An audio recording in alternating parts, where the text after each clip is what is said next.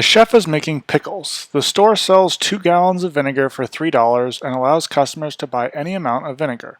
Select all of the following ratios that correctly represent the price of vinegar. So in this case here, our first step is going to be to find the unit price, and then we're just going to compare each of these ratios to our original ratio, or the new one that we find. And if they're equivalent ratios, then we will say that they are correctly representing the price of vinegar.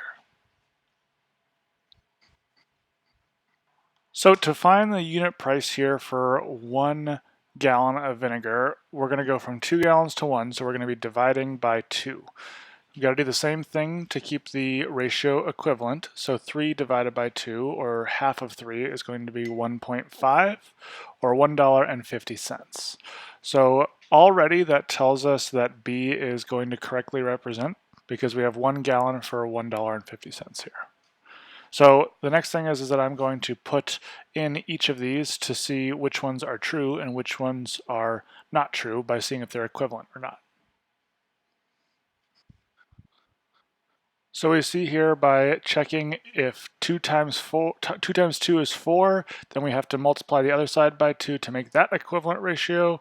And we see that 3 times 2 is not 3, so we know that A is not true. The next one here, we see that 2 times 15 will give us 30 gallons, and then 3 times 15 is $45. So 30 gallons for $45 is a correctly represented price.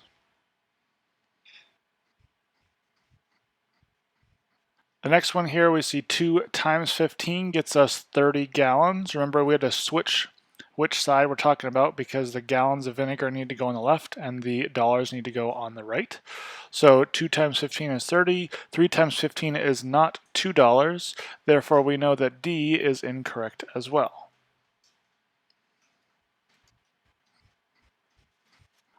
So in the last one here, we're going to go from our original. If we were to try and see what 2/3 gallon is, we're going to have to divide by 3, because 2 divided by 3 is 2 over 3, which is 2/3.